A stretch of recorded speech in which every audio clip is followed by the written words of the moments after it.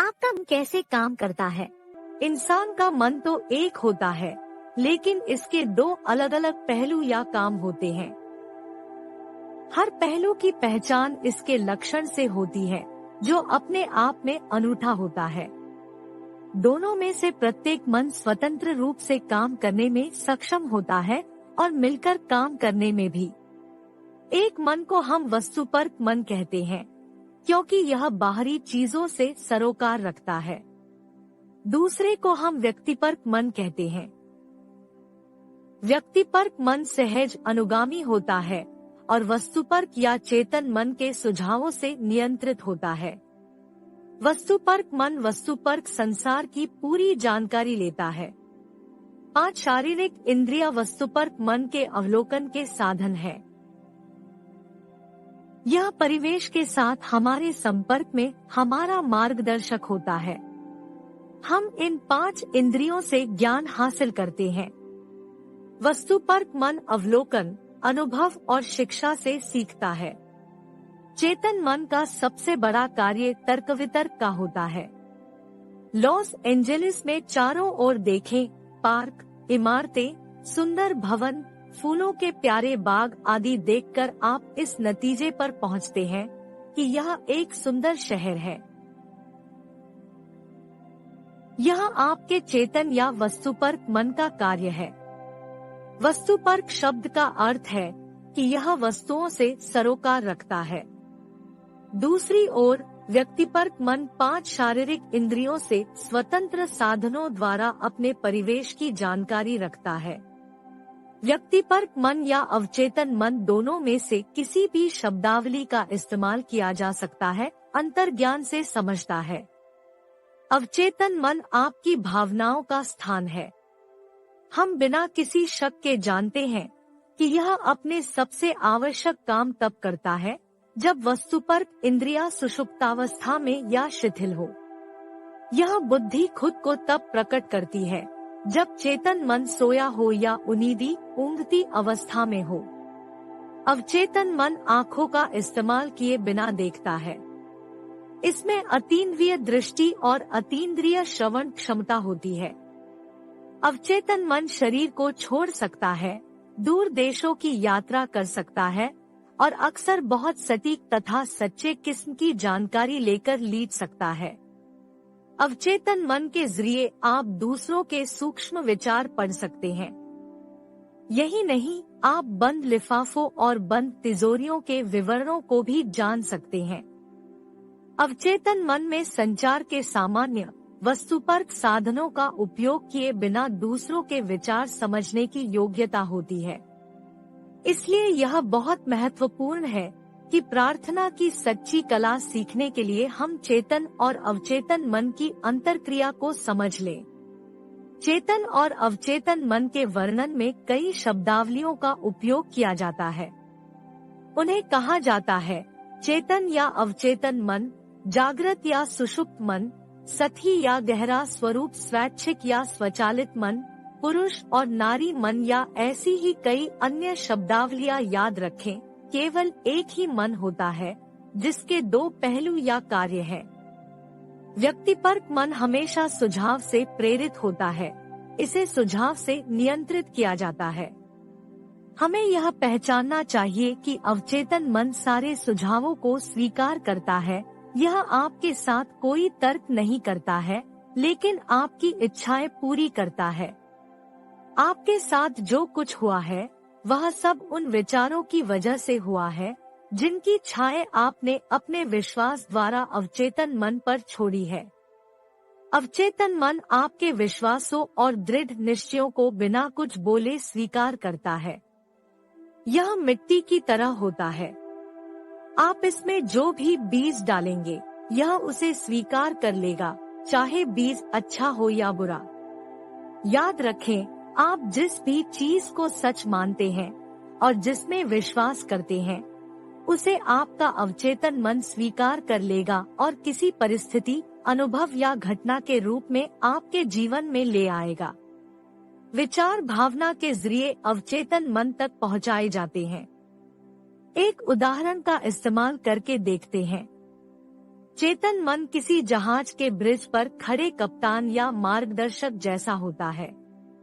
वह जहाज की दिशा तय करता है और इंजन रूम में काम कर रहे कर्मचारियों को आदेश देता है, जिसमें सभी बॉयलर, उपकरण, गॉज आदि है। इंजन रूम के लोग नहीं जानते कि वे कहाँ जा रहे हैं, वे तो बस आदेश का पालन करते हैं। वे चट्टानों में भिड़ जाएंगे यदि ब्रिज पर खड़ा कप्तान गलत या दोषपूर्ण आदेश जारी कर दे, जो कंपास, सेक्सटेंट या अन्य उपकरणों के अवलोकन पर आधारित होते हैं। इंजन रूम के कर्मचारी उसका आदेश इसलिए मानते हैं क्योंकि कप्तान वही है। वे कप्तान से अलट कर सवाल नहीं करते हैं, वे तो बस चुपचाप उसके आदेशों का पालन करते हैं। कप्तान जहाज का मालिक होता है, उसके आदेशों का पालन होता है। इसी तरह आपका चेतन मन आपके जहाज का कप्तान है, मालिक है। आपका शरीर और आपके जीवन की सारी परिस्थितियां जहाज का प्रतीक है। आपका अवचेतन मन आपके दिए आदेशों को ग्रहण करता है, जो आपके विश्वासों और सच माने गए सुझावों पर आधारित होते हैं। एक और सरल उदाहरण यह है, जब आप बार बार लोगों से कहते हैं, मुझे मशरूम पसंद नहीं है, तो मशरूम खाते ही आपको अपच हो जाता है, क्योंकि आपका अवचेतन मन कहता है, बॉस को मशरूम पसंद नहीं है। यह उदाहरण शायद आपको मजेदार लग रहा होगा, लेकिन यह चेतन और अवचेतन मन के आपसी संबंध का एक उदाहरण है। जब कोई महिला कहती है, अगर मैं रात को कॉफी पी लूं, तो मैं 3 बजे जाग जाती हूँ, तो रात को कॉफी पीने के बाद उसका अवचेतन मन उसे कोहनी मारता है, मानो कह रहा हो, बॉस चाहते हैं कि आप आज रात जागी रहें। प्राचीन नीति कथाओं में हृदय को अवचेतन मन कहा गया है। मिस्र के लोग जानते थे कि हृदय अवचेतन मन है, लेकिन उन्होंने उसे इस नाम से नहीं पुकारा। प्राचीन चन लिया और बेबीलोन के लोगों ने इसे अलग अलग नामों से पुकारा। आप अपने अवचेतन मन पर छाप छोड़ सकते हैं और अवचेतन मन उस छाप को संसार में प्रकट कर देता है। जिस भी विचार में भावना भर दी जाती है या जिस भी विचार को सच के रूप में महसूस किया जाता है, उसे आपका अवचेतन मन स्वीकार कर लेता है। मिसाल के तौर पर यदि आप उपचार चाहते हैं, तो शांत हो जाए, तनाव रहित हो जाए, आराम से सांस ले, अपने ध्यान को गतिहीन कर ले, अपने अवचेतन मन में उपचार की शक्ति के बारे में सोचे और दृढ़ता पूर्वक कहें कि आपके शरीर के अंग का इसी समय उपचार हो रहा है। ऐसा करते वक्त आपके हृदय में कोई द्वेष या कटुता नहीं रहनी चाहिए, आपको हर एक को क्षमा कर देना चाहिए। आए इस उपचार प्रक्रिया को दिन में 3-4 दोहरा सकते हैं।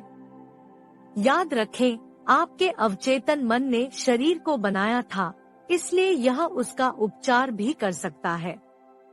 होता यह है कि लोग अपने शरीर के किसी अंग या हिस्से का उपचार दृढ़ कथनों से करते हैं, लेकिन फिर मिनट बाद कहते हैं, ओ मेरी हालत तो 10 से 11 ज्यादा खराब होती जा रही है, मैं कभी ठीक नहीं हो पाऊंगा, मैं लाइलाज हूँ।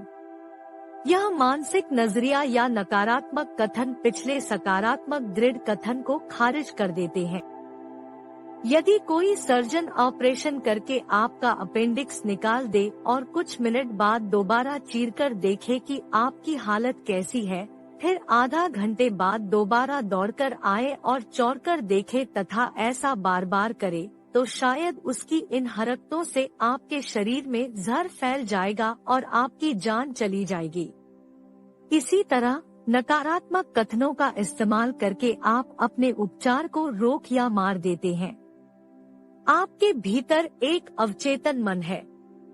आपको इसका इस्तेमाल कैसे करना है, यह आपको उसी तरह सीखना चाहिए जिस तरह कोई बिजली का इस्तेमाल करना सीखता है। इंसान तारों, स्विच और बल्ब के साथ बिजली को नियंत्रित करते हैं। साथ ही चालकता और रोधन के नियमों के ज्ञान से भी हमें अपने भीतर की जबरदस्त शक्ति और बुद्धिमत्ता के बारे में ज्ञान हासिल करना चाहिए। फिर हमें इसका समझदारी से इस्तेमाल करना भी सीखना चाहिए।